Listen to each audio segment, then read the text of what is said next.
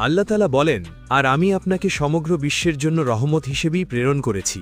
সূরা আল আম্বিয়ার ১০৭ নম্বর আয়াত। এই আয়াত নাজিল হওয়ার বহু আগেই সে রহমতের আগমনের ইশারা নেমে এসেছিল মক্কার এক ঘরে। তিনি ছিলেন হজরত আমিনা বিনতে ওহাব রাজিয়াল্লাহু আনহা। তিনি বলতেন, আমার গর্ভধারণ অন্য নারীদের মতো ছিল না, না কষ্ট, না ব্যথা, না ভয়, বরং অদ্ভুত সব ঘটনা ঘটছিল। ঘর থেকে বের হলে সূর্যের তাপ স্পর্শ করত না, একটি মেঘ ছায়া তাকে ঢেকে রাখত। তিনি হাঁটলে পথের গাছগুলো ঝুঁকে পড়ত, ডালপালা নুয়ে আসত, যেন নীরবে সালাম জানাচ্ছে। জমজম কূপে গেলে বালতি নামানোর আগেই পানি নিজে থেকেই উপরে উঠে আসত। মক্কার নারীরা বলতো, আমিনা, তুমি একটু থাকো, তুমি চলে গেলে পানি আবার নেমে যায়। তিনি কখনো আতর ব্যবহার করেননি, তবু যেখানেই যেতেন সেখান থেকে ছড়িয়ে পড়ত এক অচেনা আসমানি সুগন্ধ। আর রাতে ঘুমের মাঝে তিনি দেখতেন তার শরীর থেকে এক জ্যোতি বের হয়ে পূর্ব থেকে পশ্চিম পর্যন্ত সারা পৃথিবী আলোকিত করছে। তখন তার হৃদয় কেঁপে উঠেছিল। তিনি বুঝেছিলেন এই শিশু সাধারণ কেউ নন। এই আগমন শুধু একটি জন্ম নয়, এ ছিল সমগ্র বিশ্বের জন্য রহমতের শুরু। আল্লাহ তাআলা বলেন, আকাশ ও পৃথিবীর রাজত্ব আল্লাহরই, তিনি যা চান সৃষ্টি করেন। সূরা আশ-শুরার ৪৯ নম্বর আয়াত। মক্কা তখনও ঘুমিয়ে, কিন্তু কাবার দরজায় একজন মানুষ ঘুমাতে পারেননি। তিনি ছিলেন হজরত আব্দুল মুত্তালিব রাজিয়াল্লাহু আনহু, একজন দাদা যার চোখ ভিজে ছিল নাতির অপেক্ষায়। তিনি কাবার গিলাফ আঁকড়ে ধরে কাঁদছিলেন, হে আল্লাহ, আমার ছেলে আব্দুল্লাহ আর নেই, কিন্তু তার ঘরে একটি সন্তান আসছে, তাকে তুমি হেফাজত করো। ঠিক সেই সময় আকাশে অদ্ভুত কিছু ঘটল। একটি লাল তারা জ্বলে উঠল। ইহুদিদের আলেমরা আতঙ্কে ছুটে এলো। তাদের কিতাবে লেখা ছিল, শেষ নবীর জন্মের আগে আকাশে একটি লাল তারা দেখা যাবে। তারা বলল, সময় শেষ হয়ে এসেছে। তারা প্রথম মিদিনায় গেল, কেউ জন্ম দিচ্ছে না। তারপর তারা এলো মক্কায়। লোকেরা বলল, আব্দুল মুত্তালিবের নাতির জন্ম হতে যাচ্ছে, তার বাবা আব্দুল্লাহ আগেই ইন্তেকাল করেছেন। এই কথা শুনে ইহুদিদের মুখ ফ্যাকাশে হয়ে গেল। তারা বলল, তাহলে ভবিষ্যৎবাণী সত্য। আর ঠিক সেই রাতেই, যে রাতের অপেক্ষায় ছিল আকাশ, পৃথিবী আর ইতিহাস, মক্কার এক অন্ধকার ঘরে নীরবে শুরু হলো সবচেয়ে বড় আগমনের প্রস্তুতি। মক্কার সেই রাতটি ছিল একেবারেই সাধারণ, না কোনো উৎসব, না কোনো আলো, না কোনো রাজকীয় আয়োজন, বরং বাস্তবতা ছিল খুবই কঠিন। হজরত আমিনা বিনতে ওহাব রাজিয়াল্লাহু আনহার ঘরে সেই রাতে চেরাগ জ্বালানোর মতো তেল পর্যন্ত ছিল না। ঘর অন্ধকার, বাইরেও নীরবতা। কিন্তু এই অন্ধকার ঘরেই ঘটতে যাচ্ছিল এমন একটি ঘটনা, যার আলো একদিন পুরো দুনিয়াকে আলোকিত করবে। সিরাত গ্রন্থ অনুযায়ী রাসূলুল্লাহ সাল্লাল্লাহু আলাইহি ওয়াসাল্লামের জন্ম হয়েছিল রাবিউল আউয়াল মাসে, ভোরের কাছাকাছি সময়। হজরত আমিনা নিজেই বলেছেন, ইবনে সাদের বর্ণনা মতে হজরত আমিনা নিজেই বলেছেন, আমি খুব বেশি কষ্ট অনুভব করিনি। এখানে একটু থেমে ভাবুন, যেখানে সাধারণ একজন মা সন্তান জন্ম দিতে গিয়ে চরম যন্ত্রণা ভোগ করেন, সেখানে তিনি ছিলেন আশ্চর্য রকমের শান্ত। এই শান্তি ইঙ্গিত দিচ্ছিল এই জন্ম অন্যরকম। ঘরে উপস্থিত ছিলেন ধাত্রী শিফা বিনতে আব্দুল্লাহ রাজিয়াল্লাহু আনহা। তিনি মক্কার একজন সম্মানিত ও বিশ্বস্ত নারী ছিলেন। শিশুটি জন্ম নেওয়ার পর তিনি লক্ষ্য করেন শিশুটি ছিল পরিষ্কার, শান্ত এবং সুস্থ। ইমাম বাইহাকি তার দালাইলুন নাবুওয়াত গ্রন্থে উল্লেখ করেন, জন্মের সময় ঘরে এক ধরনের অসাধারণ প্রশান্তি ও নূরের অনুভূতি তৈরি হয়েছিল। এই শিশু জন্মের পর থেকেই সাধারণ শিশুদের মতো ছিলেন না। এই জন্মের পর হজরত আমিনা তার সন্তানের দিকে তাকিয়ে এক অদ্ভুত অনুভূতি পেয়েছিলেন। তিনি বুঝেছিলেন এই শিশু শুধু তার সন্তান নয়, এই শিশু একদিন মানুষকে অন্ধকার থেকে আলোতে নিয়ে আসবে। আর ঠিক সেই সময় ঘরের বাইরে অন্ধকার মক্কায় কেউ একজন নীরবে কাঁদছিলেন। তিনি ছিলেন হজরত আব্দুল মুত্তালিব রাজিয়াল্লাহু আনহু, একজন দাদা যিনি জানতেন এই নাতিই একদিন তার নামকে ইতিহাসে অমর করে রাখবেন। এইভাবেই নিঃশব্দে দারিদ্র্যের মাঝে আলো আড়ম্বর ছাড়া শুরু হয়েছিল সমগ্র বিশ্বের জন্য রহমতের যাত্রা। ভোরের আলো তখনও পুরোপুরি ওঠেনি। মক্কার সেই ছোট ঘর থেকে একজন নারী ধীরে ধীরে বেরিয়ে এলেন। তিনি ছিলেন ধাত্রী শিফা বিনতে আব্দুল্লাহ রাজিয়াল্লাহু আনহা। ঘরের বাইরে সারা রাত জেগে বসেছিলেন এক বৃদ্ধ, চুল সাদা, চোখ লাল, বুক ভরা দোয়া। তিনি ছিলেন হজরত আব্দুল মুত্তালিব রাজিয়াল্লাহু আনহু। শিফা শুধু এটুকুই বললেন, মুবারক হোক, আপনি নাতি পেয়েছেন। এই কথাটুকু শোনার পর আব্দুল মুত্তালিব আর দাঁড়িয়ে থাকতে পারলেন না, চোখ ভিজে গেল। তিনি সোজা ঘরের ভেতরে ঢুকে পড়লেন। সিরাত গ্রন্থে বর্ণিত আছে, তিনি নবজাতক নাতিকে কোলে তুলে নিলেন। এরপর তিনি এমন কিছু করলেন যা মক্কার মানুষ কখনো কল্পনাও করেনি। তিনি শিশুটিকে নিয়ে ছুটলেন কাবার দিকে। কাবার সামনে দাঁড়িয়ে তিনি আল্লাহর কাছে দোয়া করলেন এই শিশুর জন্য, এই এতিম নাতির জন্য। এরপর এলো সেই মুহূর্ত যা শুনে মক্কার মানুষ অবাক হয়ে গেছিল। লোকেরা ভাবছিল নিশ্চয়ই বাবার নামে কিছু রাখবেন, অথবা দাদাদের প্রচলিত কোনো নাম। কিন্তু আব্দুল মুত্তালিব বললেন, এর নাম হবে মুহাম্মদ। মক্কার লোকেরা অবাক হয়ে জিজ্ঞেস করল, এ কেমন নাম? আমরা তো আগে কখনো শুনিনি। তিনি শান্তভাবে উত্তর দিলেন, আমি চাই আকাশে আল্লাহ তাকে প্রশংসা করুন আর জমিনে মানুষ। এই বর্ণনাটি পাওয়া যায় ইবনে হিশাম ও অন্যান্য সিরাত গ্রন্থে। তখন কেউ বুঝতে পারেনি এই নাম একদিন পৃথিবীর সবচেয়ে উচ্চারিত নাম হয়ে যাবে। কেউ জানত না এই এতিম শিশুই একদিন রাজা বাদশাদের সিংহাসন কাঁপিয়ে দেবে। সেই দিন মক্কায় আরও অনেক শিশু জন্ম নিয়েছিল, কিন্তু ইতিহাস মনে রাখল শুধু একটি নাম, কারণ এই নামের সাথেই জড়িয়েছিল সমগ্র বিশ্বের জন্য রহমত। শিশুটির বয়স তখন 7 দিন। মক্কার অলিগলিতে গুঞ্জন, আব্দুল মুত্তালিবের ঘরে পুত্র জন্মেছে, নাম রেখেছে মুহাম্মদ। সিরাত গ্রন্থে এসেছে এই 7ম দিনেই হজরত আব্দুল মুত্তালিব শিশুর আকিকা করেন এবং মানুষকে খাবার খাওয়ান। ইবনে হিশাম ও ইবনে সাদ লোকেরা আসছিল শিশুটিকে একবার দেখবে বলে। কেউ কাছে এসে বলছে এতিম শিশু, আল্লাহ যেন রক্ষা করেন। কেউ আবার চুপচাপ তাকিয়ে আছে, কিছু না বলেই। কিন্তু একটা বিষয় সবাই খেয়াল করছিল, এই শিশুকে ঘিরে এক অদ্ভুত গুরুত্ব তৈরি হয়ে গেছে। ঠিক তখনই ঘটে আরেকটি বিস্ময়কর ঘটনা। আবু লাহাব, যিনি পরবর্তীতে সবচেয়ে বড় শত্রু হবেন, এই জন্মের খবর শুনে সেদিন খুশি হয়েছিলেন। তিনি তার দাসী সুয়াইবাকে মুক্ত করে দেন, কারণ সুয়াইবাই প্রথম এই সুসংবাদ এনেছিলেন। সাহি বুখারি। ভাবুন একবার, যিনি একদিন রাসূল সাল্লাল্লাহু আলাইহি ওয়াসাল্লামের বিরুদ্ধে কুরআনে ধিক্কৃত হবেন, সেই মানুষই প্রথম দিন আনন্দ প্রকাশ করেছিলেন। কিন্তু এই আনন্দ ছিল একেবারেই ক্ষণস্থায়ী, কারণ আকিকার মজলিসে এক কোণে দাঁড়িয়ে থাকা কিছু মানুষ চুপচাপ ফিসফিস করছিল, এত আলোচনা কেন এই শিশুকে নিয়ে? নামটাও কেমন অচেনা। মক্কায় তো আরও অনেক শিশু জন্মায়। এই কথাগুলো জোরে বলা হচ্ছিল না, কিন্তু হৃদয়ের ভেতরে ঈর্ষা জন্ম নিচ্ছিল। সিরাতবিদরা বলেন এটাই ছিল সেই মুহূর্ত যেদিন আনন্দের সাথে সাথে ভয়ের জন্ম হলো। কারণ মানুষ বুঝতে শুরু করেছিল এই শিশুটি বড় হলে সাধারণ কেউ হবে না। আর ইতিহাস বলে সত্যের আগমনে সবাই আনন্দিত হয় না, কেউ কেউ তখনই ভয় পায়। সেই দিন মক্কায় আরও অনেক শিশু জন্মেছিল, কিন্তু আলোচনা হচ্ছিল শুধু একজনকে নিয়েই, কারণ আল্লাহ যাকে বেছে নেন তাকে আড়াল করে রাখা যায় না। এইভাবেই একটি শিশুর আকিকার দিনেই নীরবে শুরু হয়ে গেল এক দীর্ঘ শত্রুতার গল্প। মক্কার মানুষ তখনও বুঝে ওঠেনি, কিন্তু মক্কার বাইরে কিছু মানুষ ভীষণভাবে অস্থির হয়ে উঠেছিল। তারা ছিল ইহুদি আলেম ও পণ্ডিত। সিরাতের গ্রন্থগুলোতে, বিশেষ করে ইবনে ইসহাক, ইবনে হিশামে বর্ণিত আছে, ইহুদিরা তাদের কিতাব থেকে জানত শেষ নবীর আগমনের সময় খুব কাছাকাছি, আর সেই সময়ের কিছু নিশ্চিত আলামত তাদের কিতাবে লেখা ছিল। নবী হবেন ইসমাইল আলাইহিস সালামের বংশধর, জন্ম হবে আরব ভূমিতে, পিতা থাকবেন না জন্মের সময়। অস্বাভাবিক আলোচনা ছড়িয়ে পড়বে।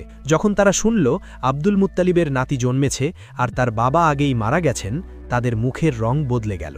একজন আরেকজনকে বলল, এটা কি সেই সময়? এটা কি সেই শিশুই? তারা প্রথমে গেল মদিনায়, খোঁজ নিল কেউ কি সন্তান প্রসব করতে যাচ্ছে, কিন্তু উত্তর এলো না, এখনও না। তখন তারা রওনা দিল মক্কার দিকে। মক্কায় এসে তারা সরাসরি কিছু জিজ্ঞেস করল না, কারণ তারা জানত এই পরিবার সহজ নয়। তারা শুধু নিশ্চিত হতে চাইছিলেন শিশুটির পিতাকে, নাম কি, কোন বংশ। যখন তারা নিশ্চিত হল শিশুটির নাম মুহাম্মদ, পিতা আবদুল্লাহ, আর তিনি ইতিমধ্যেই ইন্তেকাল করেছেন, তখন তাদের ভেতর ভয় ঢুকে গেল। সিরাতবিদরা বলেন এই ভয় ছিল 2 রকম। একদল বুঝে গিয়েছিল যাকে আমরা অপেক্ষা করছিলাম তিনি এসে গেছেন, আর আরেক দল ভাবছিল যদি এটা সত্য হয় তাহলে আমাদের নেতৃত্ব শেষ। এই কারণেই এই শিশুর জন্মের পর থেকেই মক্কার আশেপাশে অপরিচিত লোকের আনাগোনা বাড়তে শুরু করল।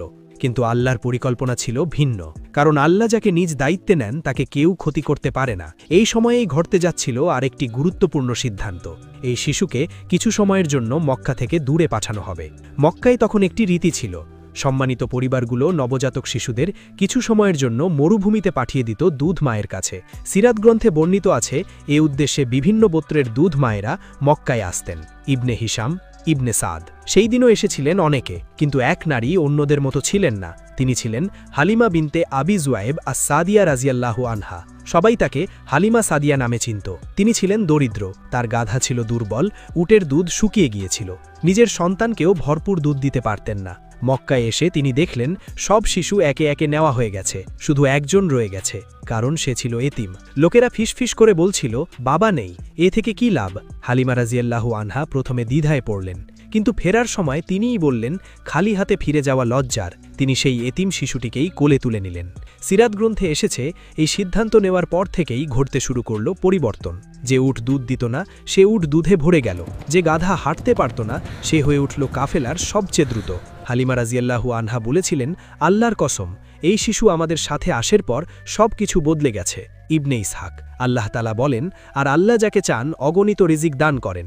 সূরা আল বাকারা 212। মরুভূমির মানুষরাও লক্ষ্য করল এই ঘরে বরকত নেমে এসেছে, ফসল বাড়ছে, পশু সুস্থ হচ্ছে, অভাব কমে যাচ্ছে। হালিমা রাজিয়াল্লাহু আনহা তখন বুঝতে শুরু করলেন এই শিশু সাধারণ কেউ নন, কিন্তু তিনি তখনও জানতেন না এই শিশুর সঙ্গে থাকাই তার জীবনের সবচেয়ে বড় নিয়ামত।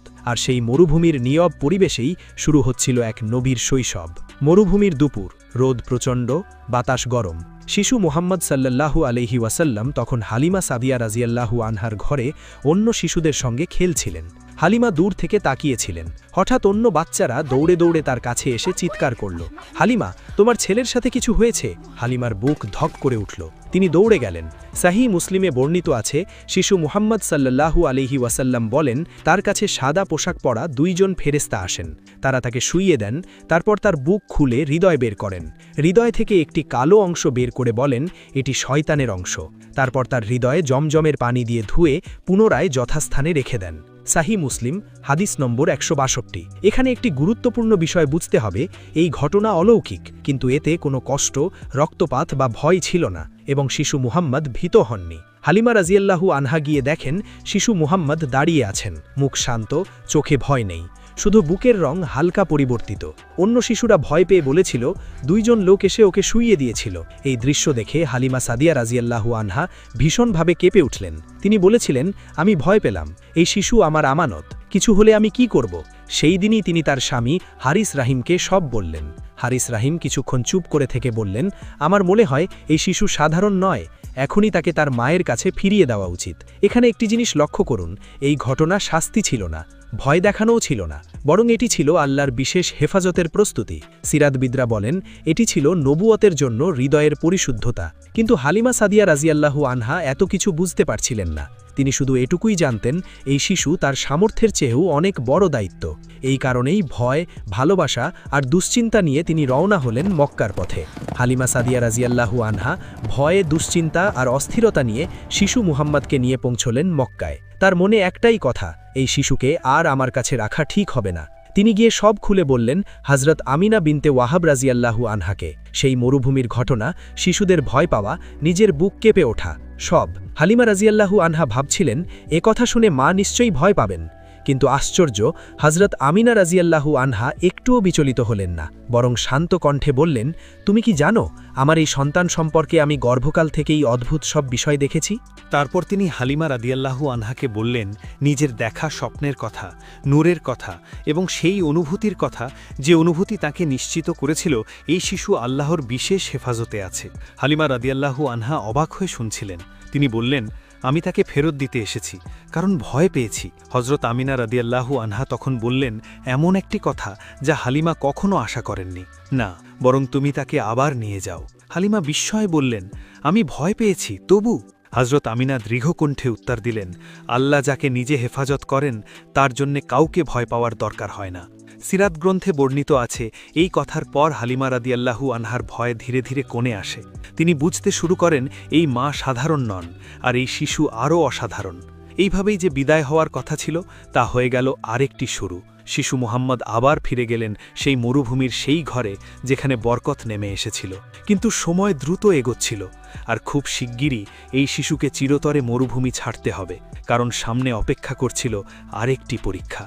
সময় কারও জন্যে থেমে থাকে না। মরুভূমির সেই দিনগুলো, হালিমা সাদিয়া রাদিয়াল্লাহু আনহার ঘর, বরকতে ভরা সেই পরিবেশ, সব কিছু ধীরে ধীরে অতীত হয়ে গেল। শিশু মুহাম্মদ সাল্লাল্লাহু আলাইহি ওয়াসাল্লাম তখন 4 বছর অতিক্রম করেছেন। সিরাতের নির্ভরযোগ্য বর্ণনা অনুযায়ী এই সময়ের পর হালিমা রাদিয়াল্লাহু আনহা ভারী হৃদয়ে তাকে শেষবারের মতো তার মায়ের কাছে ফিরিয়ে দেন। ইবনে হিশাম, ইবনে সাদ। বিদায়ের দিন হালিমা রাদিয়াল্লাহু আনহা চোখের জল লুকাতে পারেননি, কারণ এই শিশু শুধু তাদের ঘরে বরকত আনেনি, তাদের জীবনে অর্থ এনে দেয়নি, বরং তাদের হৃদয়টাকেই বদলে দিয়েছিল। শিশু মুহাম্মদ সাল্লাল্লাহু আলাইহি ওয়াসাল্লাম নীরবে তাকিয়েছিলেন। কোনো কান্না নেই, কোনো প্রশ্ন নেই, যেন ছোট বয়সেই তিনি শিখে গিয়েছিলেন বিদায় কি। মক্কায় ফিরে এলেন মায়ের কোলে। কিছুদিন পর হযরত আমিনা বিনতে ওয়াহাব রাদিয়াল্লাহু আনহা নিজের ছেলেকে নিয়ে ইয়াসরিব, বর্তমান মদিনার পথে রওনা হলেন। এই সফরের উদ্দেশ্য ছিল পিতার কবর জিয়ারত, আত্মীয়দের সাথে দেখা। সিরাত অনুযায়ী এই সফরে তাদের সঙ্গে ছিলেন উম্মে আইমান রাদিয়াল্লাহু আনহা, যিনি মায়ের মতো আগলে রেখেছিলেন এই শিশুকে। ইয়াসরিবে কিছুদিন কাটিয়ে ফেরার পথে হঠাৎ করেই হজরত আমিনা রাদিয়াল্লাহু আনহা অসুস্থ হয়ে পড়েন মরুভূমির এক নীরব জায়গায় আবওয়া নামক স্থানে। সেখানেই একদিন এই পৃথিবী থেকে বিদায় নিলেন একজন মা। আর ঠিক তখনই মাত্র 6 বছর বয়সে শিশু মুহাম্মদ সাল্লাল্লাহু আলাইহি ওয়াসাল্লাম সম্পূর্ণ একা হয়ে গেলেন। ইবনে হিশাম।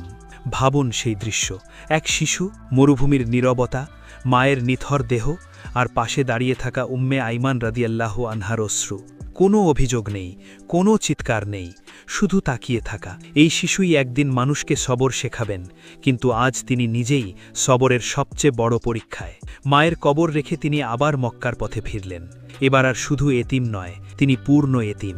কিন্তু এখানেই শেষ নয়, কারণ যিনি তাকে এতিম বানিয়েছেন তিনিই তাকে ঘোষণা করেছেন, আর আমি আপনাকে সমগ্র বিশ্বের জন্য রহমত হিসেবেই প্রেরণ করেছি। সূরা আল আম্বিয়া 107। এই এতিম শিশুই একদিন দুনিয়ার সবচেয়ে বড় আশ্রয় হয়ে উঠবেন। যিনি বাবাহারা ছিলেন তিনি হবেন পিতৃহীনদের বন্ধু। যিনি মায়ের কোল হারিয়েছেন তিনি হবেন ভাঙা হৃদয়ের শান্তি।